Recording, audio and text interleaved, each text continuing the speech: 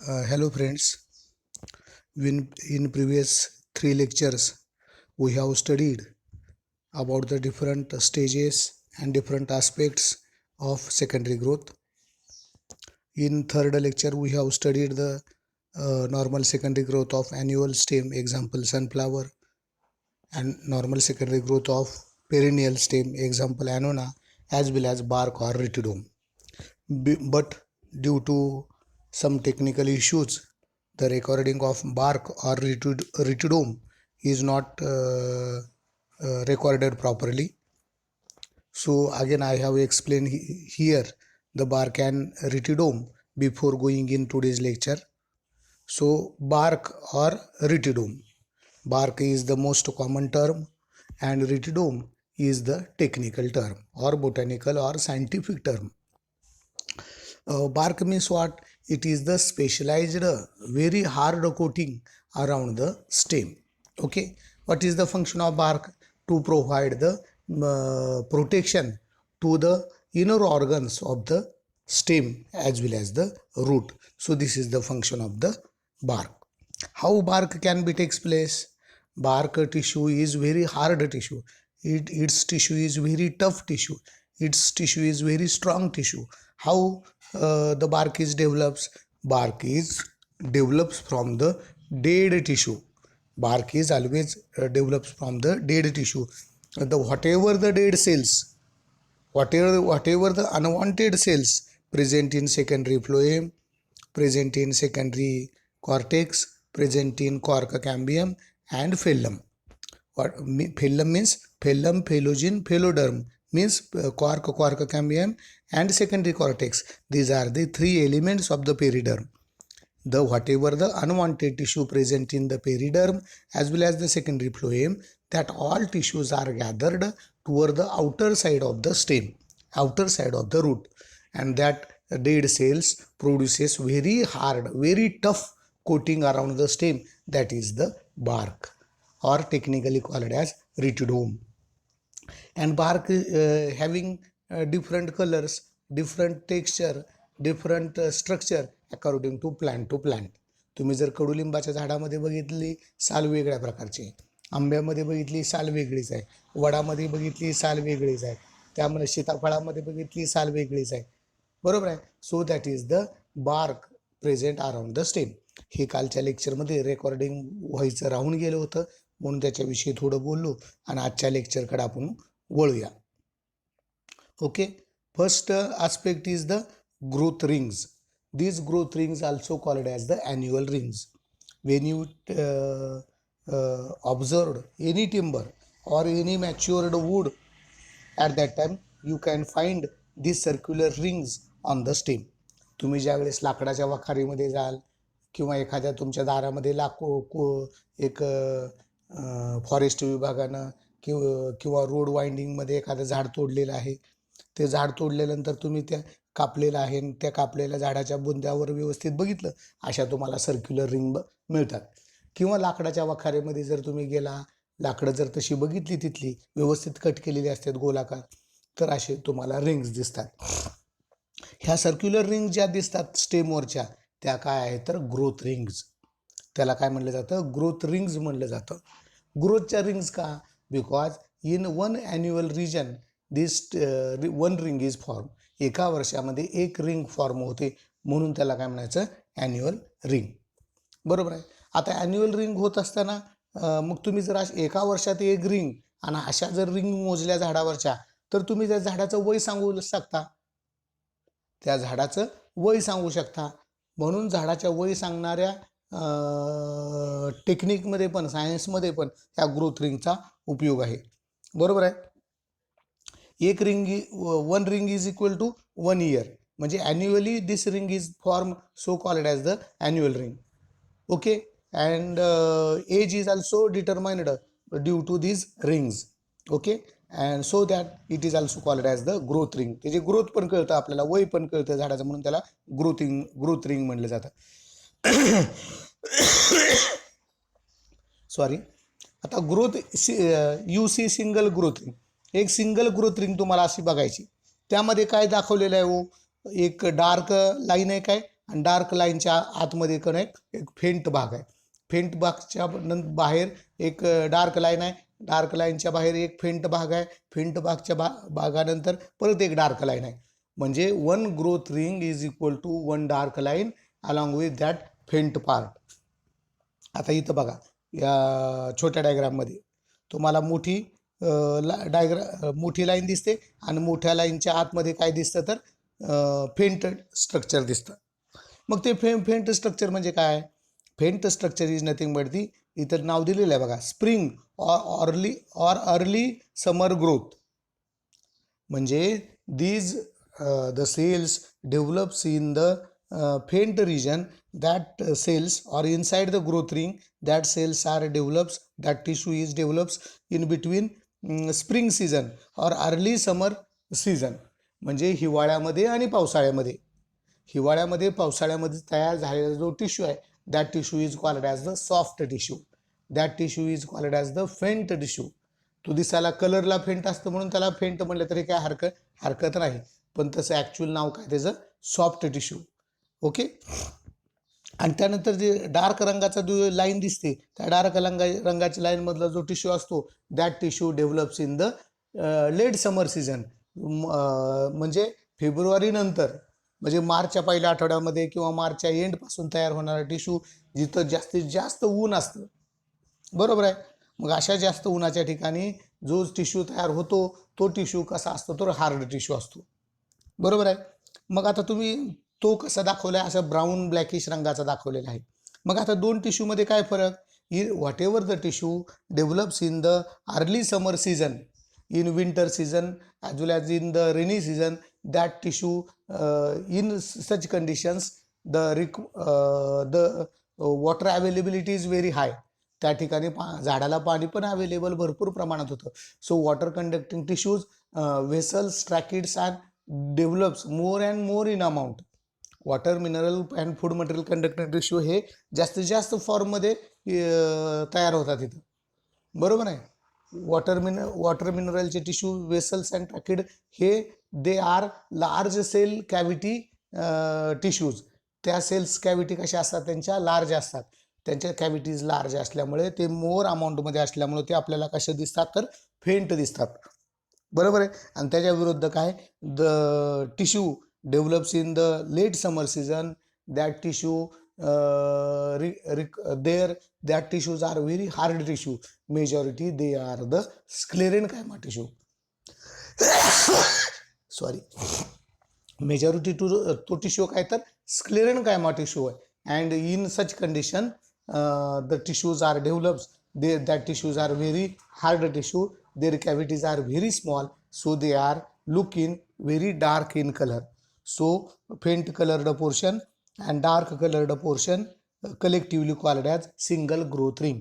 एका single growth रिंगमध्ये एक faint कलरचा टिश्यू आणि हार्ड डार्क टिश्यू असं दोन्ही मिळून एक ग्रोथ रिंग होते, म्हणजेच एक ॲन्युअल रिंग होते.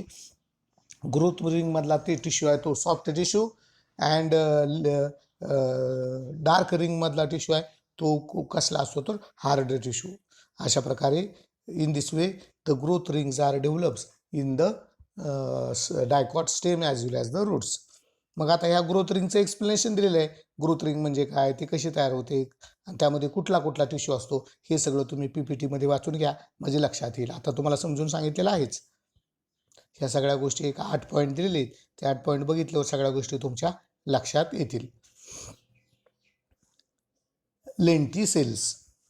Lenticels means what? These are the natural opening present on the stem as well as the roots when they are in secondary condition, when they are in matured condition. matured stem मध्ये, matured root मध्ये जेव्हा तिथं secondary growth होते त्यावेळेस हे these lenticel are develops. lenticel CEL म्हणजे regular सेलचं spelling झालं.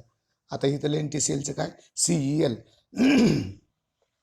आता इथं तुम्ही बघा फर्स्ट डायग्राममध्ये these the bark of this stem showing small spots. हे स्मॉल स्पॉट जे दिसतात स्टेमवरचे ते कोण आहेत? तर lenticels.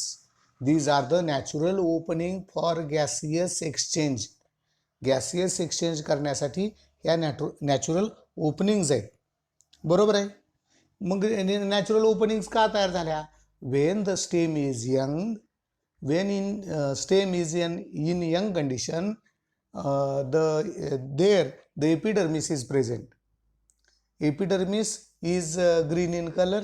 Okay, stem is delicate, flexible, herbaceous, and that stem having the green colored epidermis in primary condition. On epidermis, the stomata are present for the gaseous exchange. Gaseous एक्सचेंजसाठी इथं कोण होते? पूर्वी स्टोमाटा होते. But due to secondary growth in vascular region, non vascular region, stomata is broken and that stomata position is taken by the newly formed very hard protective tissue, that is the periderm. Periderm is made by phellum, phyllogen, phylloderm or cork, cork cambium or secondary cortex. हा तिथं काय तयार झाला? Periderm तयार झाला. आणि परत पेरिडर्मच्या बाहेर काय तयार झाली? बार्क तयार झाली. when bark is develops, when periderm is develops, at that time there is no chances of the gaseous exchange. तिथं गॅसियस एक्सचेंज होऊ शकणार नाही. So that for gaseous exchange naturally stem develops small natural opening on the bark, on the periderm. म्हणून naturally stem काय करतं? Route काय करतं? त्याच्या आउटर साईडला त्या बार्कवर किंवा त्या पेरिडर्मवर नॅचरल ओपनिंग्स तयार करतं. That natural openings are called as the lenticels. आता लेंटिसेलची आपण एक डायग्राम बघूया. This is the transfer section. Transfer section म्हणण्यापेक्षा longitudinal. This is the longitudinal section of the lenticel. आता इथं काय झालं? खाली पहिला काय दाखवलं आहे? पेरिडर्म दाखवला आहे. पेरिडर्म इज ऑलवेज खालून वर जाऊया आपण. Periderm is always made by the secondary cortex, cork cambium and cork. They are also called as phylloderm, phyllogen and phellum. खालून वर जातोय आपण, बरोबर आहे. So at the base the secondary cortex or phylloderm is present, which is the water, mineral, food material storage tissue. Above the secondary cortex, cork cambium is present, and that cork cambium is the cambium tissue or meristematic tissue. Above the cork cambium, the cork is present. Okay, and that cork is nothing but the outermost protective covering, outermost layer of the periderm.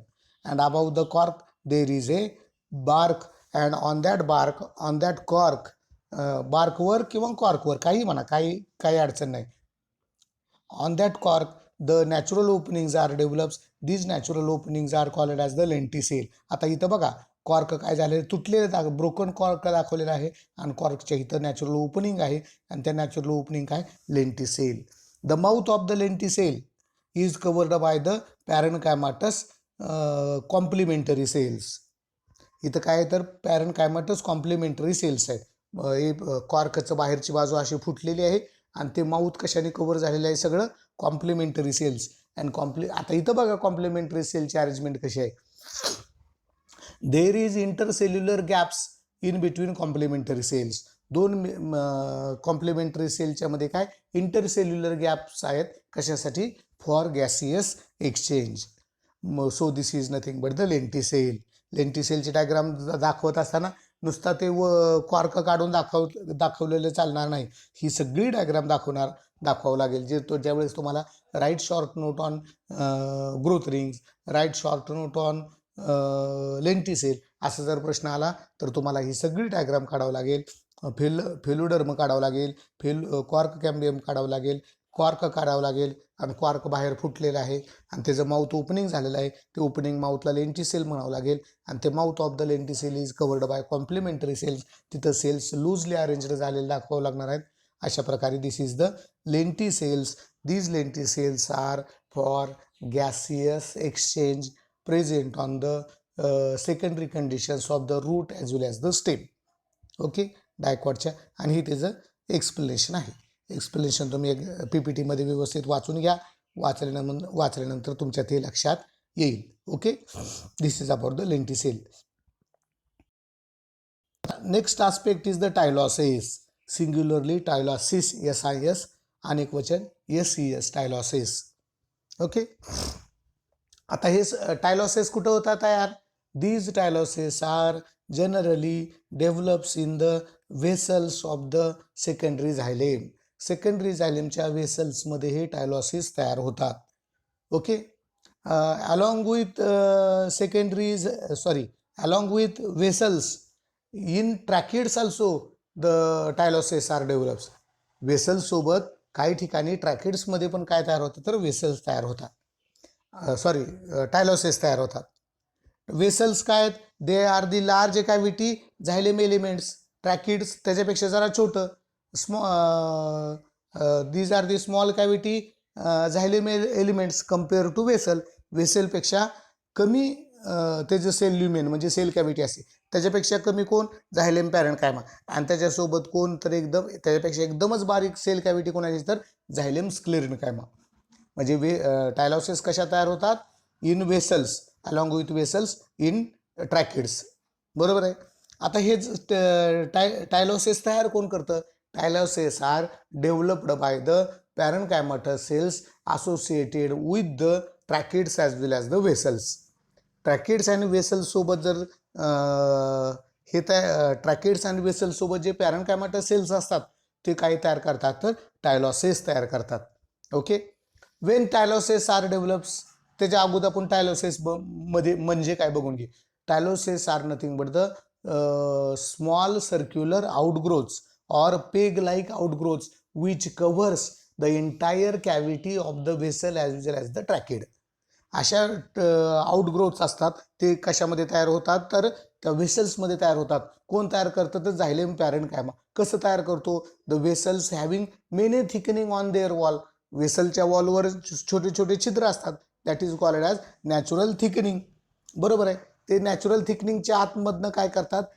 Small outgrowths are introduced by xylem parenchyma inside the vessels and that outgrows further enlarges and converted into peg-like or button-like or circular structures called as the vessels. ते पॅरेन्कायमा आत शिरतो त्या वेसलमध्ये त्या natural थिकनिंगमधनं वेसलच्या वॉलच्या थिकनिंगमधनं आणि आत आल्यानंतर असा balloon सारखा फुग्यासारखा फुग्यासारखी आउटग्रोथ तयार होते. That is called as the vessels. आता इथं डायग्राममध्ये तुम्ही बघा. पहिल्या डायग्राममध्ये इथं दाखवलं आहे वेसलची एक एलिमेंट दाखवली. त्याच्यामध्ये मी पॅरेन्कायमाटस सेल जे कडेल आहे त्या दोन वेसलच्या मध्ये एक पॅरेन्कायमा दाखवलेला आहे. बरोबर आहे. झायलेम पॅरेन्कायमा सेल्स मध्ये म्हणलेलं आहे बघा आडवा असं. आणि मग दोन वेसल दाखवलेले आहेत आणि वेसलच्या मध्ये हे आउटग्रोथ्स तयार झालेत आणि that outgrowths tylosis are completely blocks the cavity of the vessels as well as the ट्रॅकिड्स.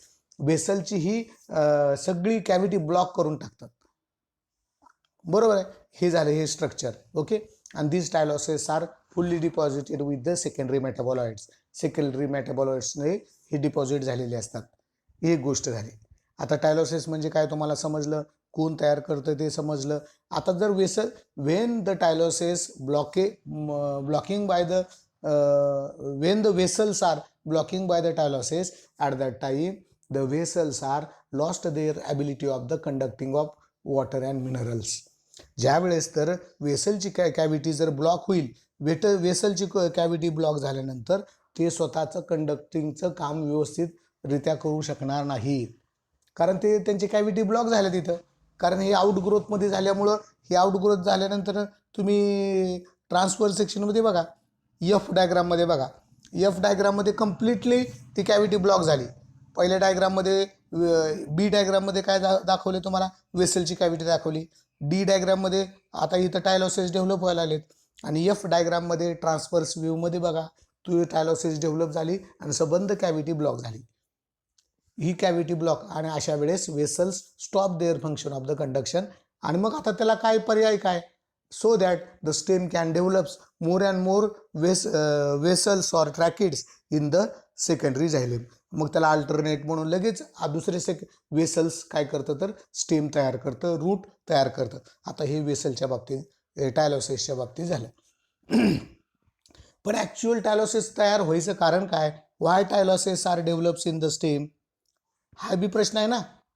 त्याचं उत्तर असं आहे, when any mechanical injury is takes place on the branches as well as on the stem, on the root. जर झाडाला एखादी mechanical injury झाली, एखादी जखम झाली, एखादी फांदी कोणी तोडली, at that time that is the natural और किंवा नॅचरल म्हणण्यापेक्षा that is the adverse conditions for the stem.